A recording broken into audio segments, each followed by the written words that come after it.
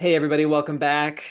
Glad we could talk about critical realism. And I want to talk about the way we make sense of things in light of maybe a spiritual term that is going to be familiar to us. And it's something that you have likely read in Sharon Dallas Park's book in Big Question and Worthy Dreams. And I want to talk about this idea of emerging adult faith and faithing. Okay. So let me try to explain this to you in sort of a simple way. And this is going to, I think, be really helpful because it'll build on some of the work that we're going to be thinking about going forward. When we think about this idea of faith, I think a lot of times the ways that people conceptualize faith is more in line of being a noun. Okay, and what do I mean by that is if you hear people talk, I mean, listen, like this weekend, like at church or around the people that you work with. People have faith. Sometimes they lose their faith. You're told to pass along the faith. You notice how faith is used? It's used like a thing. Unfortunately, maybe in Western circles, a possession, right? It's something we have, share, lose, that type of thing. And when we hold the concept of faith as a noun, I think oftentimes people freak out when you hear a young person, a teenager or an emerging adult, be like, "Yeah, the faith stuff. Yeah, I don't do it anymore, or I'm just not into that right anymore, or I don't really believe in that anymore."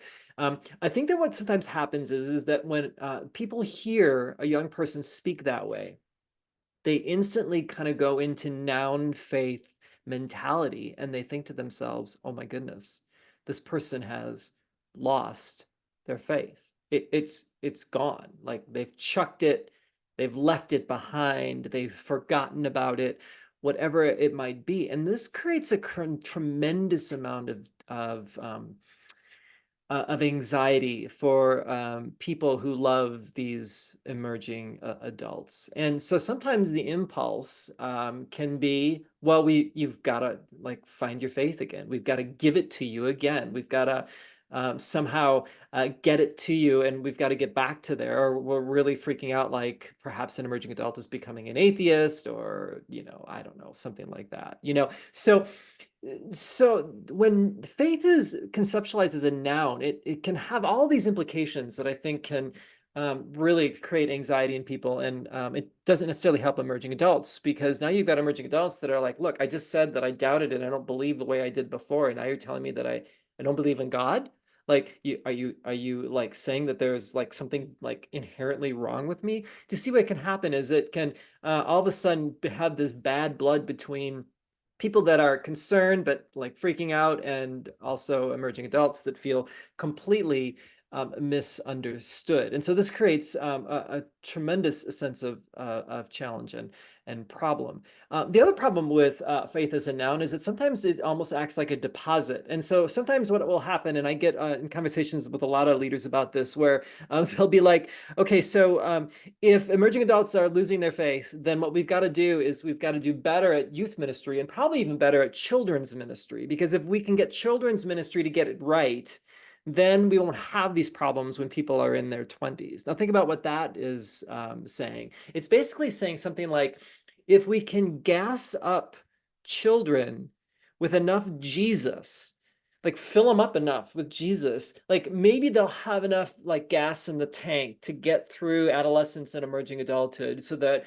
when they become parents themselves, or whatever the trope might be, they'll like still have Jesus, and then they'll like gas up again and everything will be fine. Do you notice, like, unknowingly, what people are saying? Like somehow faith is this thing that's a deposit, a gas tank that's supposed to get us through, but that's not how faith works. I mean, you can't gas up somebody and expect them to hold on to faith until they're an adult, because life changes. Like the Jesus that I believed in perhaps at 12 years old isn't capable of helping me handle things at 25.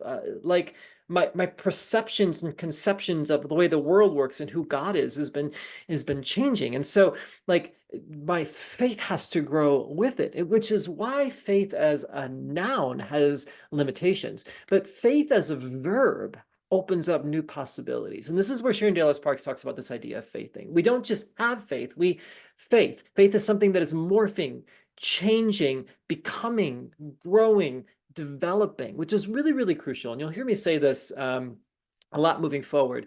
I believe that emerging adults are looking for a faithing impulse that is able to keep up with their increasingly complex worlds, right? A lot of times I talk with emerging adults that are like, yeah, it like Jesus worked for me when I was younger, but I kind of outgrew it, right? Somehow their faithing didn't keep up. No one encouraged them to continue to allow it to develop and grow. And they sort of thought, well, maybe faith is like a noun. It's something that worked for me for a while, but now I'm setting it down and I'm finding new ways to do that. But if we understand faithing as this verb, now we open up the possibility that perhaps it is something that grows. Perhaps it's morphing and changing, becoming. So when an emerging adult says, I don't believe in God anymore, instead of thinking that they've lost their faith and become an atheist, what we can say is perhaps they don't believe in the God that they believed in 5 years ago because that was a limited form of who Jesus is and who God is and how the world works and what the gospel is about. And they are reconceptualizing it into something that actually can keep up with their increasingly complex worlds. Now, another way to think about this is if you've done any sort of work in ministry and then a little bit in psychology here, I think we just need to recognize the fact that then faithing is not just about the faith part, it's also about the doubting part. That faithing and doubting are not enemies, but they're actually friends that work together. As I'm faithing, I will doubt certain assumptions that I have about the way I conceptualize God in the world, and I will ask new questions that will allow new answers that allow my faithing to keep growing. It's sort of like this idea of critical realism, right? Where we recognize the fact that there is a truth that we're pursuing, but we walk in it humbly, recognizing the fact that there is a good chance that over time we will change our minds as we continue to grow and develop and have new understandings of things. So all of a sudden, doubt now is no longer a barrier to faith. It actually is a portal to deeper and more profound faithing. Now, if you have taken any psychology course, maybe you'll remember Piaget, who talks about this idea of accommodation and assimilation. Okay, and I think these are really, really crucial as we think about faith and faithing as well. And the ways that we can think about it is kind of like this. Like oftentimes I think if we think about a worldview or whatever, maybe we could think about it like this cup, okay? A cup is like the way I sort of see how the world works. And if I were to take water and I were to drip it into the cup, it would go into the cup and the cup would hold the drips of water quite well.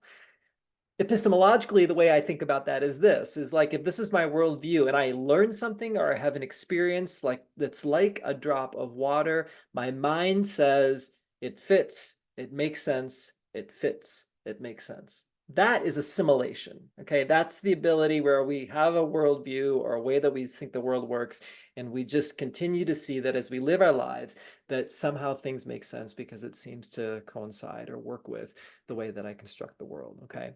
Now, let's say this is my worldview, and now something comes along that's bigger than a drop.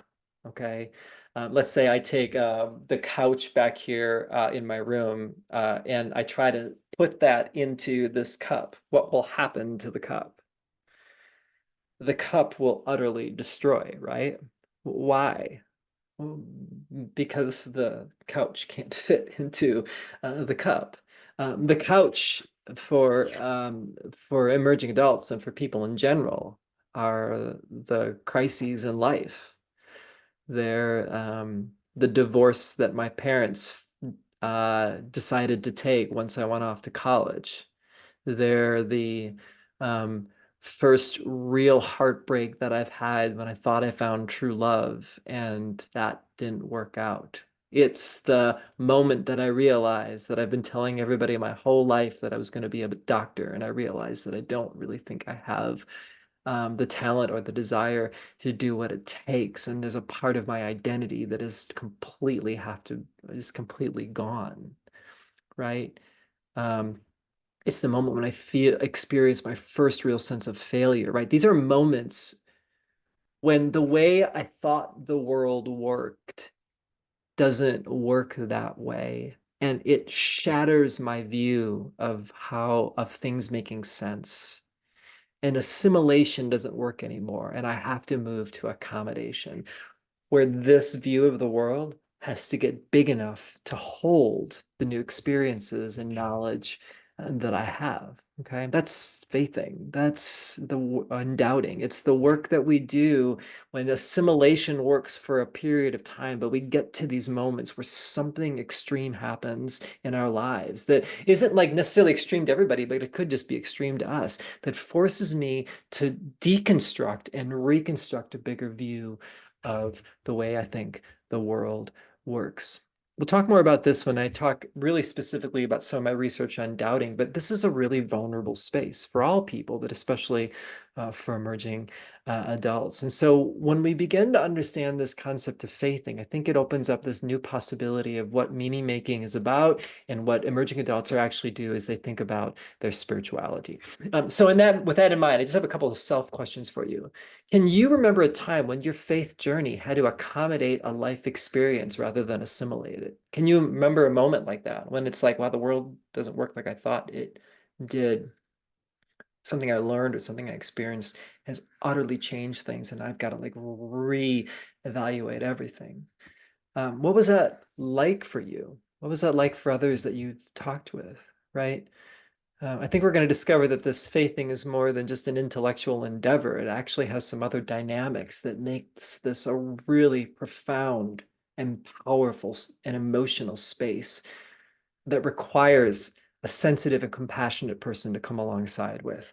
And so I wanted to just give you the sense of what faithing is about. We're going to build on this concept in some different ways, and I hope that you find it really, really helpful as you think about what it means to come alongside emerging adults and to accompany them on their spiritual journeys. Thanks for reflecting on that with me.